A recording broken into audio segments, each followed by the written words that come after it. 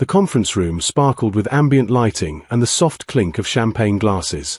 I stood near the refreshment table, adjusting my tie for the third time, watching my wife Zoya work the room with effortless grace. She wore that emerald dress I'd bought her for our anniversary, the one that made her eyes shine like polished jade. "You look nervous," said Tom from accounting, appearing beside me with a knowing smile. "First time at one of these corporate galas," I admitted. "Zoya's been climbing fast. I'm just the husband trying not to embarrass her." Tom chuckled. "You're doing fine.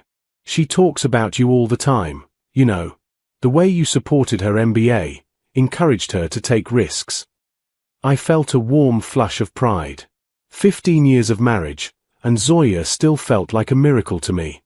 We'd built our life brick by brick, from a studio apartment to our modest house in the suburbs, through my mother's illness and her father's passing. She was my partner in everything. "Excuse me," Tom said suddenly, his expression shifting. "I should." But I wasn't listening. My eyes had found Zoya across the room, and everything else faded into background noise.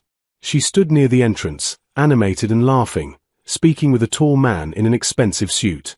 Even from this distance, I recognized him from the photos on her desk, Damien Cross, the regional director.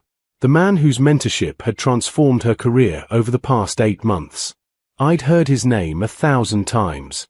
"Damien thinks I should lead the merger project. Damien says I have real executive potential. Damien wants me to present at the national conference." I'd been grateful. Truly grateful that someone recognized what I'd always known, that my wife was extraordinary. I started walking toward them, weaving through clusters of colleagues, ready to finally meet the man who'd championed her rise. As I approached, Zoya's laughter rang out, bright and carefree in a way I hadn't heard in months. "And that's when the entire presentation crashed," she was saying, her hand briefly touching Damien's forearm. "But you stayed calm, and we improvised brilliantly." "We make a good team," Damien said, his voice smooth as aged whiskey. I cleared my throat softly. "Excuse me." Zoya turned, and something flickered across her face. Surprise? Anxiety? It vanished so quickly I couldn't be sure. "Oh, sweetheart," she said, her smile a beat too late. "This is Damien Cross," I finished, extending my hand. "I've heard so much about you. Thank you for everything you've done for Zoya's career. I'm her husband." Damien's eyes swept over me with the same attention one might give to wallpaper. His hand remained at his side. "And you are," he said, his tone polite but utterly disinterested. The question hung in the air like a physical thing. Around us, conversations continued, glasses clinked, but in our small triangle, everything had gone silent. I'm Zoya's husband," I repeated, confused. Didn't you hear?" "Damien." A voice called from across the room. "We need you for the presentation." "Excuse me," he said smoothly, not looking at either of us. He walked away with the confidence of a man who'd already forgotten we existed. I turned to Zoya, ready to laugh off the awkward moment, ready to joke about corporate aloofness. But what I saw stopped the words in my throat. My wife's face had gone pale, her champagne glass trembling slightly in her hand. Her eyes followed Damien's retreating figure with something that looked like panic, or perhaps heartbreak. "Zoya," I said softly. "What was that?" "Nothing." The word came too fast. "He's just distracted. The presentation. You know how these events are." But I didn't know. Because in 15 years of marriage, I'd learned to read every micro-expression on her face, every shift in her voice. And right now, every instinct I had was screaming that something was desperately wrong. "Let's get some air," I suggested, reaching for her arm. She pulled away, just slightly, just enough. "I need to stay," she said. "Network. It's important for my career." The word career landed like a stone between us. Since when did she pull away from my touch? Since when did networking matter more than the fact that her husband had just been humiliated in front of her boss? I watched her disappear into the crowd, leaving me standing alone near the refreshment table with a sick feeling growing in my stomach. Tom reappeared, not meeting my eyes. "Listen, man," he said quietly. "Maybe we should grab coffee sometime. Away from here." "Why?" I asked, but I already knew I didn't want to hear the answer. His uncomfortable silence told me everything. The drive home was suffocating. Zoya stared out the passenger window, her reflection ghost-like in the glass. I tried twice to start a conversation, but each attempt died in the thick silence between us. "That was strange tonight," I finally said, keeping my voice neutral. "Your boss acting like we'd never met." "He meets hundreds of people," Zoya replied without turning. "He probably just didn't register who you were." I introduced myself as your husband, Zoya. Twice. "Can we not do this right now?" Her voice carried an edge I'd rarely heard before. "I'm exhausted." We'd been married long enough that I knew when to push and when to retreat. This felt like a moment that required careful handling, not confrontation. So I drove in silence, but my mind raced with fragments that suddenly seemed significant. The late nights at the office. The business trips that seemed to multiply. The way she'd started sleeping on her side of the bed, creating an invisible wall between us. How she'd changed her phone password 2 months ago, something she'd never done before. I'd explained it all away. She was building her career. The promotion to senior management demanded sacrifices. I was being supportive, understanding. That's what good husbands did. But tonight, seeing the look on her face when Damien dismissed us, that hadn't been professional embarrassment. That had been personal devastation. At home, Zoya went straight to the bedroom. I sat in the living room, staring at wedding photos on the mantel. The woman in those pictures, laughing in her white dress, seemed like a stranger now. My phone buzzed. A text from Tom: "We need to talk. Tomorrow. Please." I fell asleep on the couch, unwilling to lie beside someone who suddenly felt miles away. The morning brought no clarity. Zoya had already left for work when I woke, unusual, since she normally made us coffee together on Saturday mornings. Another small ritual lost to whatever was happening between us. I met Tom at a cafe across town, somewhere no one from Zoya's company would see us. "I don't want to be the one to tell you this," Tom started, stirring his coffee obsessively. "But someone should.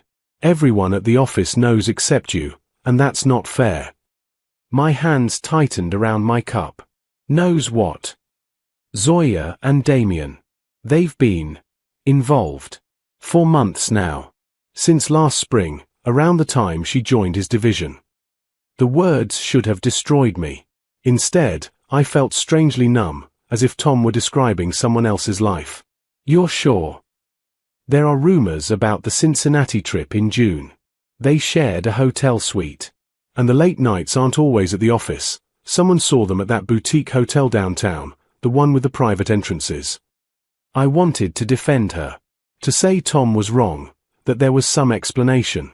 But all I could think about was Zoya's face last night, the look of a woman whose secret had almost been exposed. Why didn't anyone tell me before? Tom looked miserable. Office politics. Damien's powerful, and Zoya's his favorite. People are afraid. But after last night, after the way he treated you.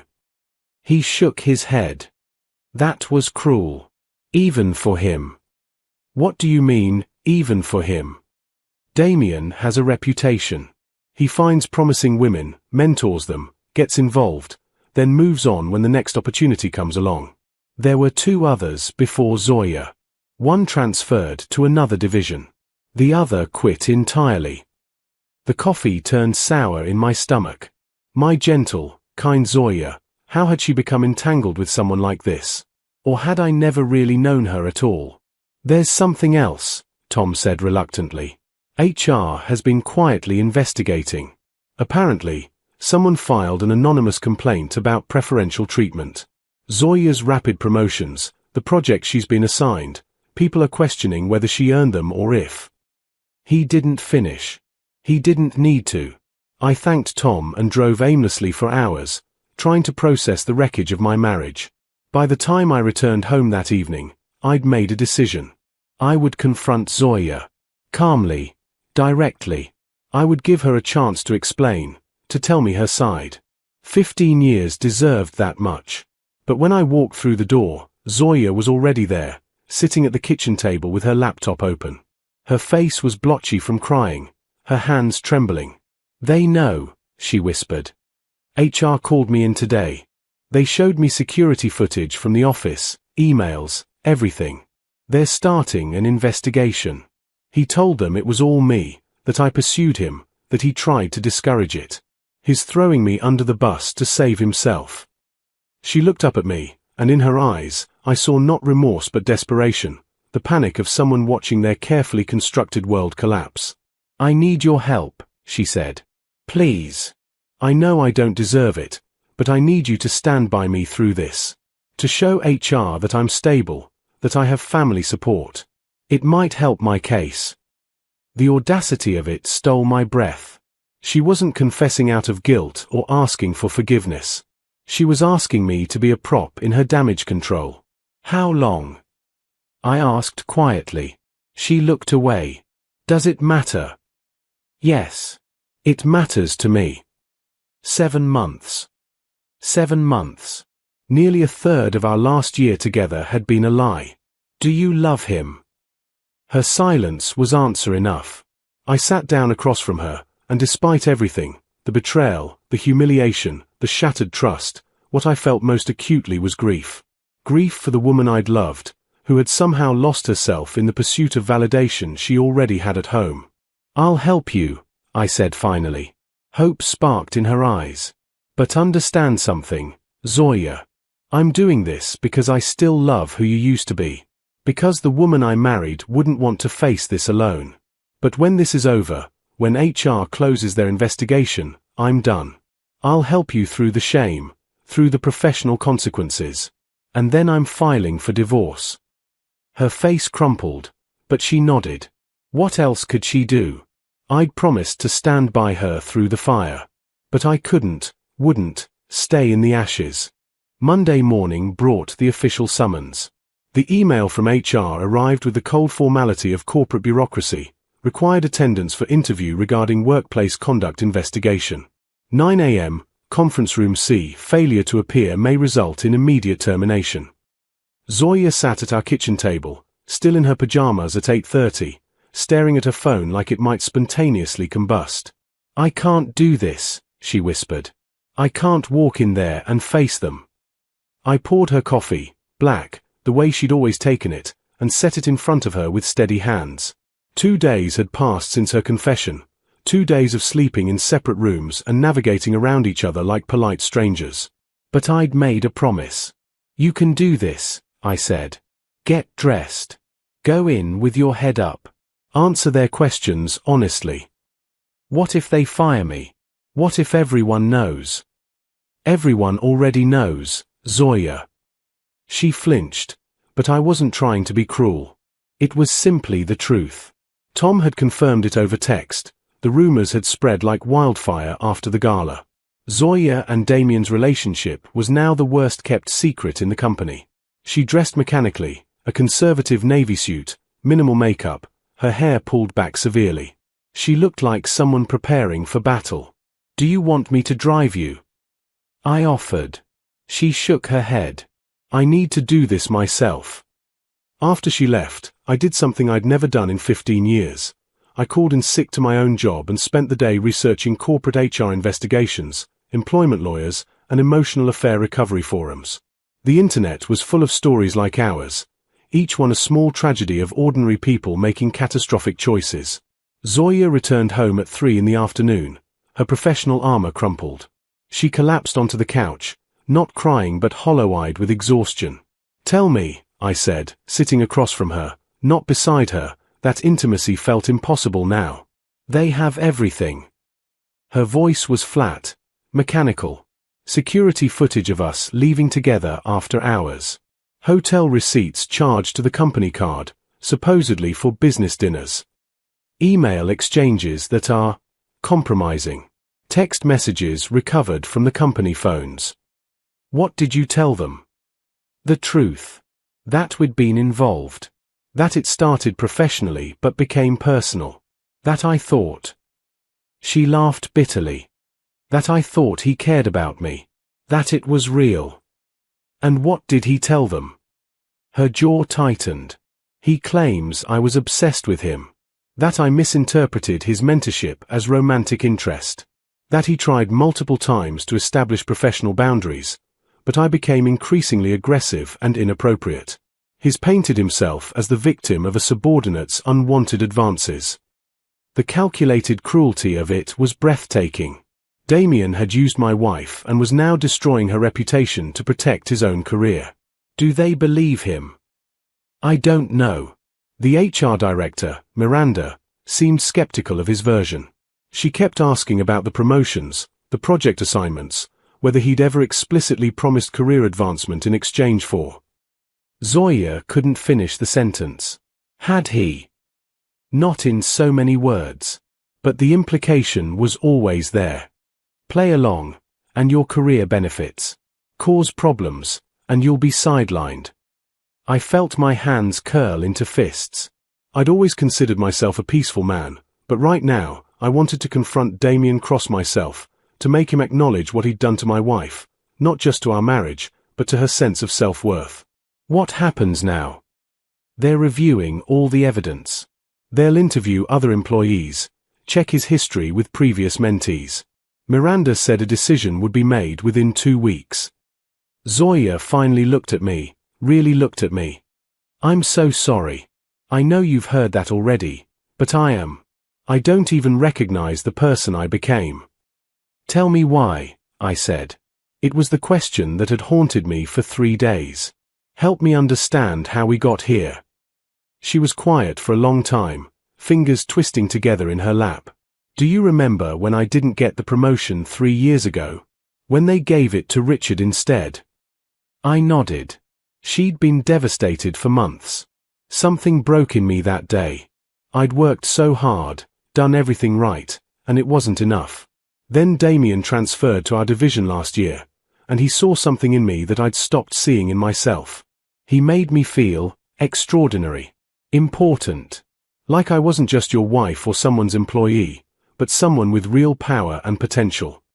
You were always extraordinary, I said quietly. I told you that every day. I know. But when you say it, it's because you love me. When Damien said it, it felt like objective truth. Like the world was finally recognizing what I deserved. She wiped her eyes. I know how narcissistic that sounds. How stupid. He love-bombed me, made me dependent on his validation, and I fell for it completely. When did it become physical? The Cincinnati trip. We'd been flirting for weeks, texting late at night. He arranged separate hotel rooms initially, but after the client dinner, we went to the hotel bar, and... She shook her head. I knew it was wrong. I thought about you, about our marriage. But in that moment, I wanted to be the woman he saw, confident, powerful, desirable, more than I wanted to be faithful. The honesty was like glass in my chest, sharp and cutting. But I'd asked for truth, and she was giving it to me. Did you ever plan to leave me? No. Never. I compartmentalized.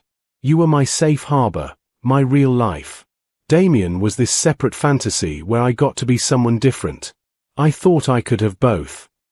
She laughed bitterly. How delusional is that? Very, I said. But despite everything, I understood the psychology of it. People make terrible choices when they're chasing validation they think they lack. My phone buzzed. A text from an unknown number. This is Miranda Chen from HR. Your wife gave me your contact information. Would you be willing to come in tomorrow for a witness interview? Your perspective could be valuable to our investigation. I showed Zoya the message. Her face went white. You don't have to, she said quickly. I can tell them you're not comfortable. I'll do it, I interrupted. If it helps establish the truth, I'll do it. Even though it might make things worse for me. I met her eyes. I promised I'd help you through this, Zoya. I didn't promise to lie for you. If they ask me questions, I'll answer honestly. That's the only way through this, with truth, even when it's ugly. She nodded slowly, understanding that this was the boundary of my support. I would stand beside her through the consequences, but I wouldn't compromise my own integrity to shield her from them. That night, as I lay alone in the guest room, I thought about the conversation with Miranda Chen tomorrow. What would I say? That I'd been oblivious? That I'd trusted blindly while my marriage deteriorated around me? Or would I tell them about the woman I'd married, kind, ambitious, insecure beneath her confidence, and how a predatory man had exploited those insecurities for his own gratification? Both were true. Both mattered. And tomorrow, the investigation would force all of us to confront exactly who we'd become. Miranda Chen's office was smaller than I'd expected, with cream walls covered in HR certifications and a single window overlooking the parking lot. She gestured to a chair across from her desk, formal but not unkind. "Thank you for coming," she said, settling into her seat with a thick file folder. "I know this is difficult. For the record, this interview is voluntary, and you're free to leave at any time. Everything discussed will be kept confidential within the scope of the investigation." I nodded, my throat dry despite the water bottle she'd offered. "Let me be direct," Miranda continued. "We're investigating a complaint of workplace misconduct involving your wife and her supervisor, Damien Cross. What I need from you is context, observations about behavioral changes, timeline inconsistencies, anything that might help us understand the full scope of what occurred." "Before we start," I said carefully, "I need to know something. Is Zoya going to lose her job over this?" Miranda's expression remained neutral. "That depends on what our investigation reveals. Company policy prohibits relationships between supervisors and their direct reports specifically because of power imbalance concerns. However, we're also investigating whether there were elements of coercion, quid pro quo promises, or abuse of authority that would shift responsibility." She pulled out a document. "According to Damien's statement, your wife initiated and pursued the relationship despite his attempts to maintain professional boundaries. According to your wife's statement, Damien cultivated the relationship through a pattern of mentorship that became increasingly personal, with implicit career promises. These are contradictory narratives, and we need to establish which version aligns with the evidence." "What evidence do you have besides their statements?" "Security footage showing them leaving together after hours on 17 occasions. Hotel records showing shared accommodations on 4 business trips. Email and text exchanges that escalate from professional to intimate over a 6-month period. Testimony from 3 colleagues who witnessed inappropriately familiar behavior." She paused. "We also have Damien's employment history, which shows a pattern we're examining carefully." "Other women," I said. Miranda didn't confirm or deny. "Your wife told us she believed the relationship was consensual and genuine, that she thought Damien had real feelings for her. Do you have any observations that would support or contradict that belief?" I thought about the past 7 months, filtering memories through this new, terrible lens. "About 8 months ago, Zoya started changing," I began. "Small things at first. She bought new clothes, more expensive and professional than her usual style. She started going to the gym obsessively, talking about wanting to look the part for her career advancement. She became secretive about her phone, which had never been an issue before." Miranda made notes. "Did she mention Damien by name during this period?" "Constantly. Damien thinks I should lead this project. Damien says I have executive potential. Damien wants me to present at the national conference. At first, I was happy someone was recognizing her talents. I encouraged her to seize the opportunities." "When did your perception change?" Looking back, probably around June. She took a trip to Cincinnati for a conference. She was gone 4 days, barely called home. When she returned, she seemed different, distracted, guilty, maybe, though I didn't recognize it then. She started working later, coming home sometimes after midnight. "Did you confront her?" I asked if everything was okay. She said she was stressed about the merger project, that Damien was depending on her. I believed her because I trusted her. I felt my voice crack slightly.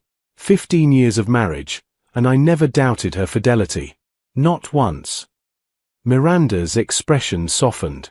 When did you first suspect something was wrong? The corporate gala. Zoya introduced me to Damien, and he looked at me like I was invisible. He said, "And you are," when I told him I was her husband. Then he walked away without acknowledging me at all. The look on Zoya's face. I paused, remembering. She was devastated. Not embarrassed, devastated. Like someone she loved had just publicly rejected her. What happened after the gala? She withdrew completely. Wouldn't talk about it. The next day, a colleague confirmed the rumors, that they'd been having an affair for months, that everyone at the office knew except me. When I confronted Zoya, she broke down and confessed everything. Miranda set down her pen. In your observations, did your wife seem to believe this was a genuine relationship? Or did she seem aware she was being manipulated? This was the crucial question. The one that would shape how the investigation viewed Zoya's culpability.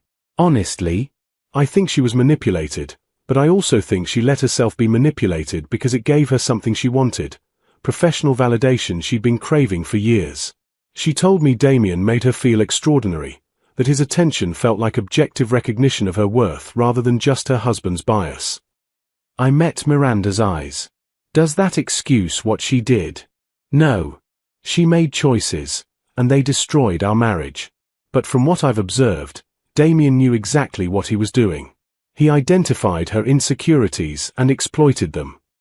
Miranda nodded slowly. One final question. Why are you here, helping with an investigation that could potentially support your wife's case? Most betrayed spouses would want nothing to do with this. Because I still love who she was before all this, I said simply. And because what Damien did was predatory. If he's done this before, he'll do it again unless someone stops him. If my testimony helps establish that pattern, then maybe something good can come from this disaster. Miranda closed her folder. Thank you for your honesty. This has been very helpful. As I stood to leave, she added, for what it's worth, I'm sorry you're going through this. You seem like a good man who didn't deserve any of this. Neither did my wife, I said. She made terrible choices, but she didn't deserve to be used like that. I met Zoya for lunch at a quiet restaurant near our house. She looked like she hadn't slept, dark circles prominent despite her makeup. How did it go? She asked, voice tentative. I told them the truth. All of it. She nodded, not asking for details. Miranda called me after your interview. She said they're expanding the investigation to include 2 of Damien's previous reports. Women who transferred divisions or left the company under unclear circumstances. They're looking for pattern evidence of predatory behavior. That's good, isn't it? Maybe. But it doesn't change what I did. Even if Damien targeted me deliberately, I still chose to respond to it. I still betrayed you and our marriage. She pushed food around her plate. The worst part is, I can't even claim I was completely deceived. There were moments I knew exactly what I was doing, choosing the affair over you, over us, and I did it anyway. Why? Because it made me feel special in a way I'd forgotten how to feel. Like I was the star of my own life instead of just existing in the background of everyone else's expectations. She finally looked at me. I know how selfish that sounds. It's honest, at least. We sat in silence for a moment. Around us, other couples laughed and talked, living the ordinary life we'd once had. Miranda said a decision should come by Friday, Zoya continued. Either way, I think I'm going to resign. I can't stay at that company, not with everyone knowing. Not with him still working there. What will you do? Start over, I guess. Look for something new. See a therapist, figure out why I sabotaged the best thing in my life. She reached across the table, stopping just short of touching my hand. I don't expect forgiveness. But I want you to know I understand what I threw away. You were always enough. I was just too broken to see it. I didn't take her hand, but I didn't pull away either. I meant what I said, Zoya. I'll stand by you until this is resolved. After that, I'm done. Not because I don't love you, Some part of me probably always will.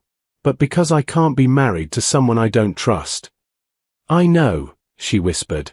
I know. We finished lunch in silence, two people who'd once built a life together, now carefully managing its dignified dismantling. Friday would bring answers. But the real question, whether either of us could rebuild from the rubble, would take much longer to resolve. Friday arrived with the weight of finality. Zoya left early for her meeting with HR, dressed in the same navy suit she'd worn for her first interview. I watched her drive away from our living room window, coffee growing cold in my hands. By noon, my phone rang. It's done, Zoya said, her voice strangely calm. They terminated Damien. Effective immediately. Security escorted him out this morning. I sat down slowly. And you? Official reprimand for violation of workplace conduct policy. No termination, but I'm being transferred to a different division under new management. They're characterizing me as someone who exercised poor judgment but was also subjected to manipulation by a superior who abused his position. She paused.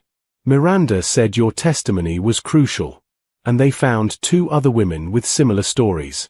The pattern was undeniable. How do you feel? Empty. Relieved. Ashamed. All of it at once. I heard traffic noise through the phone. I'm not coming home right away. I need to drive, to think. Is that okay? Of course. She hung up, and I sat in the silence of our house, a house that would soon belong to only one of us. 3 hours later, Zoya returned. She looked exhausted but somehow lighter, as if a weight had been lifted. I stopped by the office to clean out my desk, she said, setting down a cardboard box. Turned in my badge for the old division. Fresh start Monday with new people who hopefully won't know the full story. That's good. A clean break. She nodded, then pulled an envelope from her purse. I picked these up on the way home. Divorce papers. Already filled out with a fair division of assets. The house goes to you. I'll take the savings for a deposit on an apartment. No alimony request.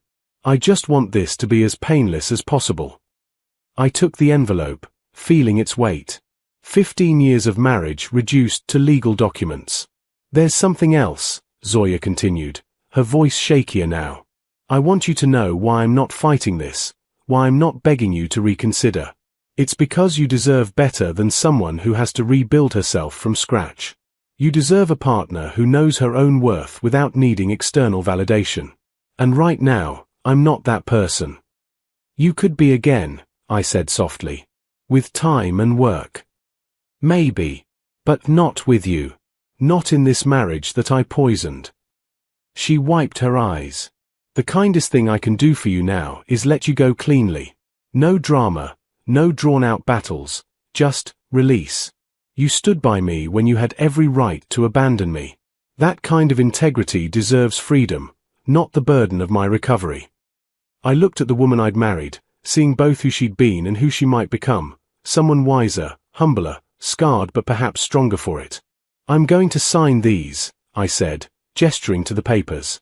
But I want you to know something first. What you did nearly destroyed me. The betrayal, the lies, the way you chose someone else over what we'd built, it broke something fundamental in me. But watching you face the consequences with honesty, watching you take responsibility without making excuses, that's been important. You hurt me deeply, but you're not irredeemable. She nodded, tears flowing freely now. Get help, Zoya. Real help. Figure out why you needed that validation so badly that you'd risk everything. Build a life you can be proud of, even if I'm not part of it. And maybe someday, you'll find someone you don't need to destroy yourself to impress. Thank you, she whispered. For everything. For standing by me when I didn't deserve it. For being kinder to me than I was to our marriage. 2 months later, I signed the final divorce decree at my lawyer's office. The house felt cavernous and quiet, but I'd started filling it with new routines. Cooking classes on Thursdays, hiking groups on weekends, therapy sessions every Tuesday afternoon. I ran into Tom at a coffee shop one Saturday morning. He hugged me tightly. How are you holding up? Better than I expected, I said honestly. Some days are harder than others, but I'm rebuilding. Have you talked to her? Once, about forwarding mail. She's in therapy, working with a new company on the other side of the city. Starting fresh. I stirred my coffee.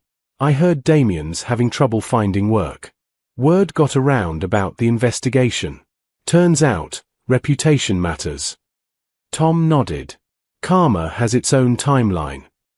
We talked for a while about ordinary things, work projects, football games, his daughter's college applications. Normal life, slowly knitting itself back together. 6 months after the divorce was finalized, I received a letter. Zoya's handwriting on the envelope, familiar as my own. I debated not opening it. We'd agreed on a clean break, minimal contact. But curiosity won. Dear, name. I'm writing because my therapist suggested it might help both of us to have closure on my terms rather than just legal ones. I'm doing okay. The therapy is hard, confronting how much of my self-worth I'd tied to external achievement, understanding the patterns that made me vulnerable to manipulation. I'm learning to sit with being ordinary, with being enough without performance or validation. I started volunteering at a women's shelter, helping survivors of domestic abuse navigate workplace resources. It's humbling and healing to channel what I learned from my own mistakes into helping others. I want you to know that I think about you often. Not with longing to get back together, we both know that ship sailed, but with deep gratitude. You showed me what unconditional love looks like, even in its ending. You could have destroyed me publicly, could have used the divorce to punish me. Instead, you helped me through the worst period of my life and then let me go with dignity. That gift, of being loved enough to be released, is something I'll carry forever. I hope you're finding happiness. I hope you're surrounded by people who appreciate your kindness, your integrity, your capacity for grace even in devastation. Thank you for 15 years of partnership, and for the final act of love that was letting me go. With gratitude and respect. Zoya. I read the letter twice, then folded it carefully and placed it in a box with our wedding photos and other memories I wasn't ready to discard but couldn't display. She was right. Letting her go had been an act of love, not romantic love, but something deeper, the love that wants the best for someone even when they've hurt you beyond repair. A year after the divorce, I went on my first real date. Her name was Elena, she worked as a librarian, and she made me laugh in a way I'd forgotten was possible. We took things slowly, both carrying scars from previous relationships. What happened with your marriage? She asked over dinner one night, 6 weeks into our careful courtship. She made choices that broke our trust, I said simply. And I made the choice to help her through the consequences and then walk away. Some relationships can survive betrayal. Ours couldn't. Elena reached across the table and squeezed my hand. You're a rare person. Most people lead with bitterness after something like that. I was bitter for a while, I admitted. But staying bitter would have meant she continued to hurt me even after it ended. I chose my own peace instead. That night, driving home, I realized I'd stopped thinking of myself as Zoya's ex-husband. I was just myself, someone who'd loved deeply, been broken badly, and was learning to trust again. The story could have ended in pure destruction. Instead, it ended in hard-won wisdom, painful growth, and the slow rebuilding of 2 separate lives. Zoya had taught me about betrayal and the fragility of trust. But I taught myself something more important, that dignity in endings matters as much as joy in beginnings, and that sometimes the greatest act of love is knowing when to let go. The corporate event where Damien had asked, "And you are?" That moment of humiliation had accidentally revealed the truth that saved me from years of continued deception. Sometimes exposure is a gift, even when it arrives wrapped in pain. And sometimes the strongest thing you can do is stand beside someone through their reckoning, then walk away with your head held high, ready for whatever comes next.